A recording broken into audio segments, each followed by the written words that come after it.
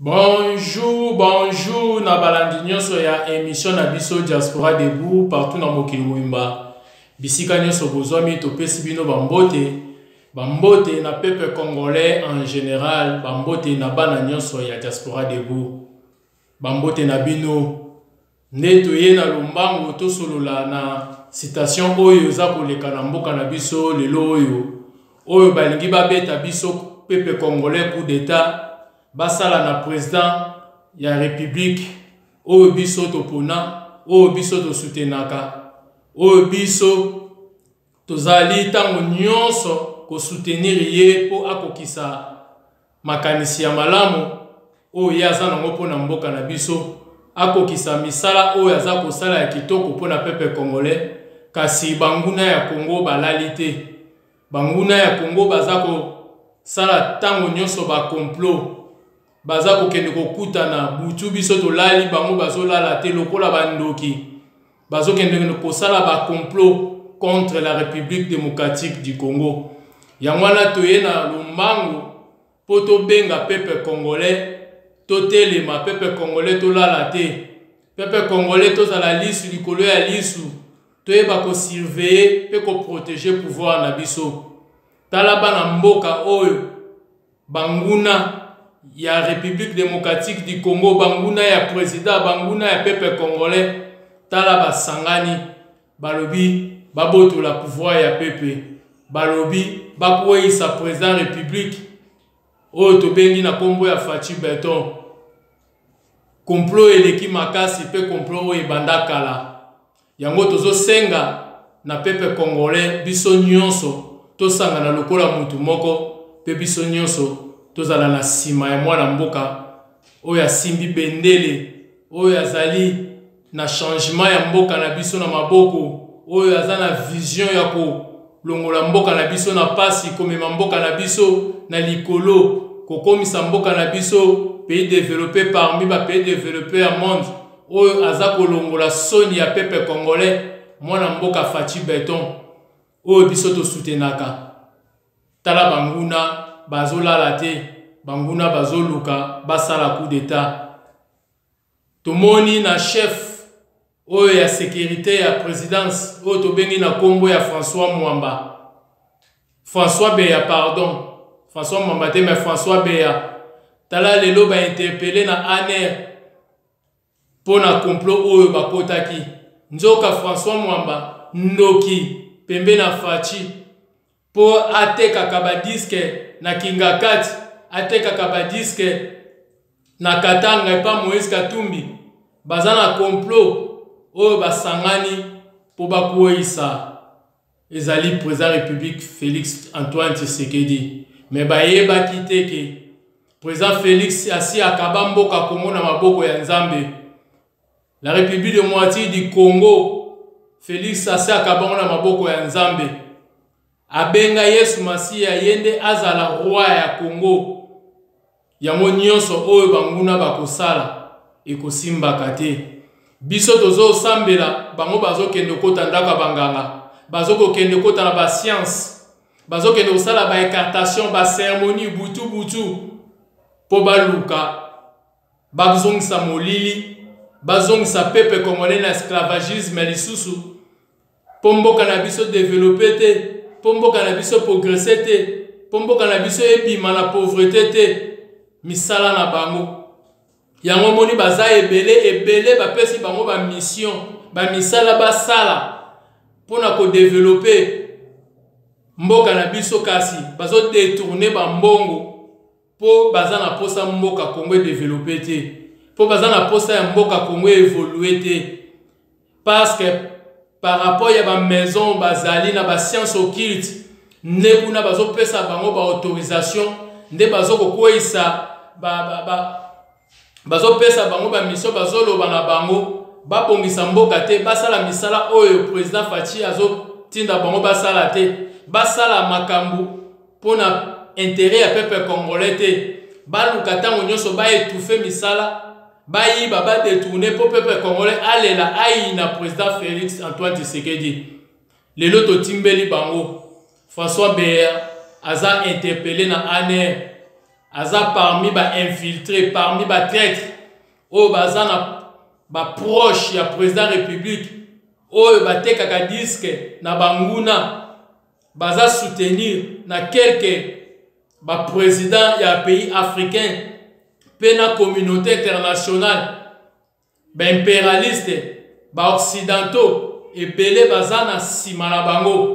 Problème eza nini? Problème eza ke ba occidentaux, ba président africain, bango bazwaka mboka na biso en otage. Po président nyonso oyo akozala na mboka na biso, président nyonso oyo esengeli afana na mboka na biso, il faut auta pa na bango. Il faut quelques présidents africains basangana, bango ne ba présenter mutu na bango et pas ba occidentaux. À partir na tant que bango bako présenter mutu na bango pas ba occidentaux, bako lamba e bako pesa une mission o bango balingi pona copier mboka, pona ko humilier peuple congolais. Ne président bango bako imposer biso, nde bakotika ye asa na kimia pona intérêt na bango. Kasi lokola président Félix autaki na nzela na bango te, eza peuple congolais ne bavotaki président Félix, et président Félix lelo afandi na ebonga pe na mutu ya mboka na biso, bango bazo sepela te. Pe ba intérêt na bango eza lisusu te ndenge ezalaki liboso. Président Félix aye na système ya gagnant-gagnant 50-50. Ne bango bazo sala effort ba éliminer président Félix. Soki bakoki ko sale coup d'état te, to bako éliminer, bako sala assassinat. Soki bakoki ko assassiner te, bako kende na coup d'état.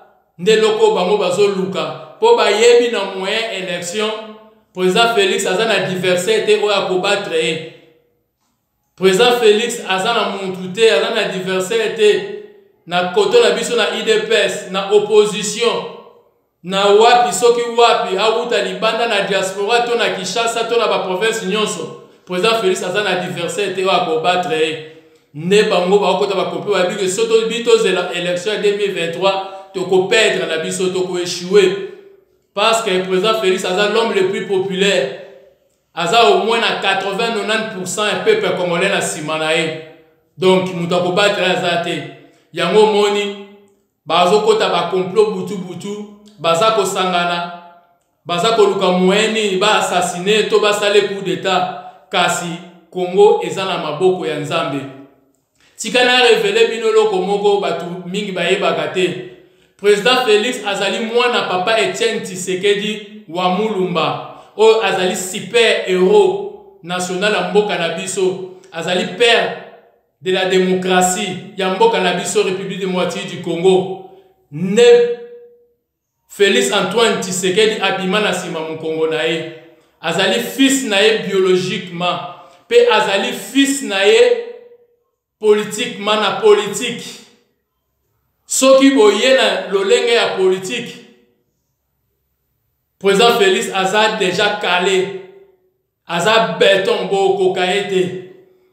Po azali mwana o ayekoli politique na kati ya ndako, ayebi politique oleka ba politicien belé, ayekoli politique na lolenge ya kokamwa. Po azali mwana ya papa Etienne Tshisekedi wa Mulumba. Na kati ya spiritualité, c'est la première fois na mboka na biso la République démocratique du Congo tozwa président oyo awuti na nzela ya ba impérialiste te, ba occidentaux te, ba président ya ba africain te, awuti na nzela ya peuple congolais, pe awuti na église oyo tobenga église de réveil, oyo ba église mususu ba religion mususu ba benga binzambe nzambe. Bisika vrai Dieu biso to sambelaka, aout vrai Dieu nzambe ya solo biso to sambelaka, nzambe ya Abraham, ya Isaac, ya Jacob. Ne bisika Antoine Tshisekedi Tshilombo bimi na ba église de réveil. Église de réveil, père ya église de réveil ezali musée Aidi na bala. Ne bisika oyo Antoine Tshisekedi Tshilombo bimi. Donc na spiritualité Tshisekedi wa Félix Antoine Tshisekedi azali mwana edi na bala spirituellement. Oyo asambelaka nzambe ya solo alakisa biso nzambe ya solo. Oyo amemela biso pentecôtiste. Puissance ya Molimo Mosanto. Yango ba religion mosusu lokola ba catholique. Ba religion ebele même batu ya ba science occulte ba sepela te. Po banda Félix akaba Kongo na mboko ya nzambe ebebisa misala na bango. Bakangaka Kongo en otage, balokaka Kongo, balokaka peuple congolais. Peuple congolais atikala mutu akolela. Atikala mutu akolela libela po bango ba sepela, po bango ba progresser, po bango ba évoluer. Kasi banda Antoine Tshisekedi akaba Kongo na mboko ya nzambe, misala na bango nyonso ebeba. Yangwana nozolo bana ba chrétien to na ba ndimi nyonso église de réveil. Soki lelo balongi Antoine Tshisekedi Tshilombo président Félix eza lokola balongi nzambe na biso tobuka mabolongo tobondela nzambe ya Abraham, nzambe ya Isaac, nzambe ya Jacob, nde nzambe na biso, nzambe ya Muzaidi na bala. Yenda zo batela Congo, yenda zo batela président Félix, nzambe ya Coutinho Fernando, nzambe ya Leopold Mutombo, nzambe ya Kizamina Kibila, nzambe ya Porte Tambulukoki, nzambe ya Pasteur Mukuna, nzambe ya Dodo Kamba, nzambe ya biso, il faut to telema. Pe mokili bayebake nzambe obiso to bondelaka nzambe edina bala, nzambe ya Biblia nde aza le véritable Dieu, nzambe ya bikamwa, nzambe ya Dausa. Oyo papa na biso Muzaidi na bala akisa biso. Peuple congolais to telema. To simba na bomoko to protéger pouvoir na biso. Po pouvoir na biso kendete. Po pouvoir na biso ebeba te. Lelo yo Papa François Bea aza na maboko ya ane kuna baza ko auditionner ao passer na interview batuna mituna pona nzela na ende bakozwa su ba secret belé tomoni na général Yav yepe bakangiye baza liste za mulongo surtout na ba politicien kolobate Kingakat ensemble pe parmi bango ezana bato mususu soit disant balobi ke bazo changer identité bazo ya na kat na biso na union sacrée nzoka bazo ba mission il faut to tale la bango lisu kola lisu peuple congolais to simba na bomoko peuple congolais to lingana peuple congolais to la pongite lisu likolo ya lisu balingi bakwesa pouvoir na biso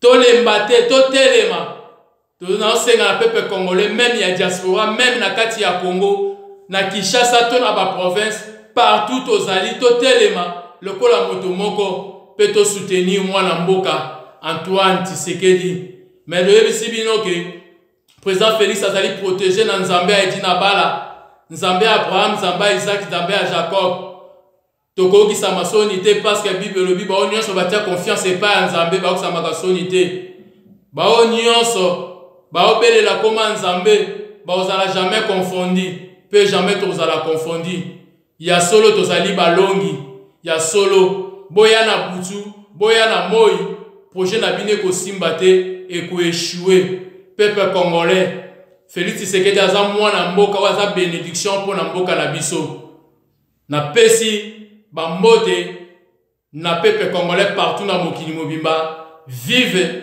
la République de moitié du Congo peuple congolais pena mama na biso Marthe maman to pesa respect to linga nzamba batela yo o nazalaki na